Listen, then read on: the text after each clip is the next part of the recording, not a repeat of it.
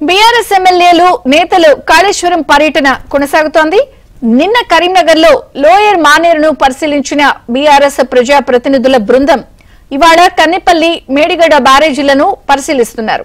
ప్రభుత్వం కక్షపూరితంగా వ్యవహరిస్తోందని, వరద నీటితో పలు రిజర్వాయర్లను ఎందుకు నింపడం లేదని ప్రభుత్వాన్ని ప్రశ్నించారు.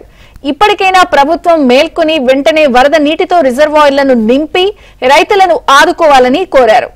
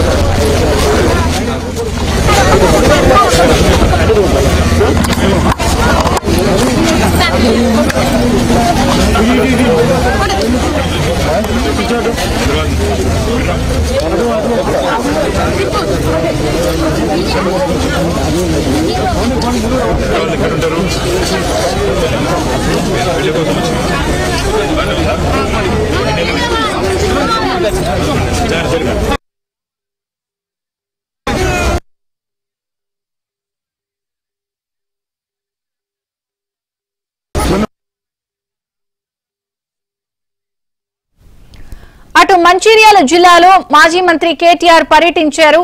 జైపూర్ మండలం ఇందారం వద్ద నీటి ప్రవాహం లేక ఎండిపోయిన గోదావరి నదిని వంతెనను పరిశీలించారు. కేటీఆర్ తో పాటు పలువురు బీఆర్ఎస్ ఎమ్మెల్యేలు, ఎమ్మెల్సీలు గోదావరిని పరిశీలించారు.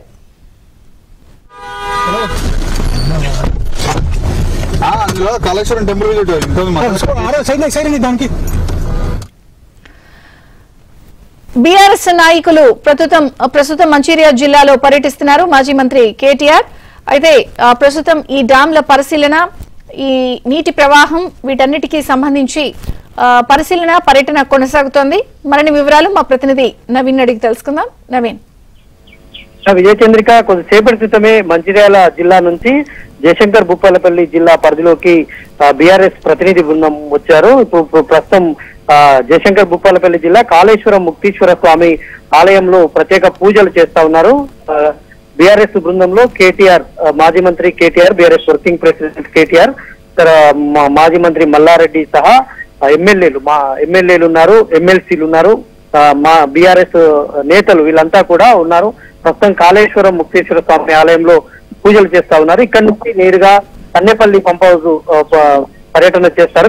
కన్నెపల్లి పంప్ హౌస్ దగ్గరికి వెళ్లి అక్కడ పంపుల పరిశీలన అంతా, అక్కడ ఇంతకుముందు వాళ్ళ బీఆర్ఎస్ ప్రభుత్వంలో ఏర్పాటు చేసినటువంటి బాహుబలి పంప్ హౌస్ గత వరదలకు మొత్తం కూడా మోటార్లన్నీ కూడా దెబ్బతిన్నాయి. అయితే వాటిని తర్వాత పునరుద్ధరణ చేశారు, వాటిని కూడా విజిట్ చేస్తారు. అక్కడి నుంచి నేరుగా మేడిగడ్డ వెళ్తారు. మేడిగడ్డ దగ్గర ఉన్నటువంటి ఎక్కడైతే పిల్లర్స్ కుంగిపోయాయో ఆ కుంగిపోయినటువంటి ప్రదేశానికి కూడా వెళ్లేందుకు అనుమతి తీసుకున్నారు. ఇప్పుడు ప్రస్తుతం అయితే మేడిగడ్డలో లోపలికి దిగేటువంటి పరిస్థితి లేదు. బ్యారేజ్ పైనుంచే వరద ఉధృతిని పర్యవేక్షణ చేయనున్నారు.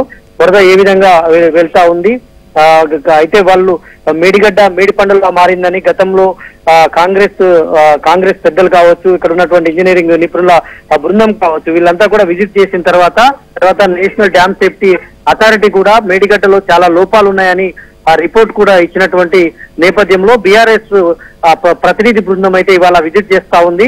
వాళ్ళు ఇక్కడ ఇప్పటికే మేడిగడ్డలో గోదావరి వరద ఉధృతిని దృష్టిలో పెట్టుకుని ప్రాజెక్టు బ్యారేజ్ లో ఉన్నటువంటి మొత్తం 85 గేట్లను కూడా ఎత్తి ఉంచారు. ఎందుకంటే ఏమాత్రం కూడా 1, 2, 3 దించినా కూడా మొత్తం వరద ఉధృతికి ప్రాజెక్టుకే ప్రమాదం ఉందని NDSA national dam safety authority సూచన మేరకు గేట్లన్నీ కూడా ఎత్తి ఉంచినటువంటి పరిస్థితి అయితే మనకు కనిపిస్తా ఉంది. అలాగే బీఆర్ఎస్ పార్టీ మరో వాదన వినిపిస్తోంది. ఇక్కడ ఇప్పుడు వరద ఉధృతి వస్తా ఉంది. వరద ఉధృతిని దృష్టిలో పెట్టుకొని నీటినంతా కూడా ఎత్తిపోసి పైన ఉన్నటువంటి డ్యాములన్నీ కూడా నింపాలి. దాని పరివాహక ప్రాంతంలో ఉన్నటువంటి డ్యాములన్నీ కూడా నింపాలన్న ఉద్దేశంతో బీఆర్ఎస్ చెప్తా ఉంది. కానీ వరద ఉధృతి దృష్టిలో పెట్టుకొని అది సాధ్యం కాదు అని ఇంజనీరింగ్ నిపుణులు చెప్తా ఉన్నారు. అయితే ఇప్పటికే 85 గేట్లలో దాదాపుగా 7వ బ్లాక్ లో ఉన్నటువంటి 16 నుంచి 21వ పిల్లర్లు అయితే పూర్తి స్థాయిలో దెబ్బతిన్నాయి. దాన్ని కింద పూర్తిగా అగాధంతో నిండి ఉంది, అగాధం ఉంది కాబట్టి ఆ అగాధాన్ని గ్రౌటింగ్ పద్ధతిలో ఇప్పటికే వాటన్నింటిని కూడా పూర్తి చేసి నిర్మాణ మరమ్మత్తు పనులు అయితే కొంతమేర చేశారు. ఈలోగానే వరదలు రావడంతో అట్లాగే పనులను అక్కడికక్కడే నిలిపివేసినటువంటి సందర్భం ఉంది. ఈ నేపథ్యంలోనే బీఆర్ఎస్ ప్రతినిధి బృందం అయితే అక్కడికి చేరుకొని వరద ఉధృతిని పర్యవేక్షణ చేసేందుకైతే ఇక్కడికి వచ్చారు. కాసేపట్లోనే ఇక్కడ విజిట్ చేస్తారు. అటు కన్నేపల్లి పంప్ హౌస్ కావచ్చు, ఇక్కడ మేడిగడ్డ బ్యారేజ్ కావచ్చు, ఇవన్నీ కూడా విజిట్ చేసి వాళ్ళు తిరిగి మళ్ళీ మంచిర్యాల జిల్లాకు వెళ్తారు. అక్కడ వాళ్ళు విలేకరుల సమావేశం ఏర్పాటు చేసి అక్కడే దానికి సంబంధించినటువంటి విషయాలు మాట్లాడే అవకాశం ఉంది. విజయ్ చంద్ర. Thank you Naveen.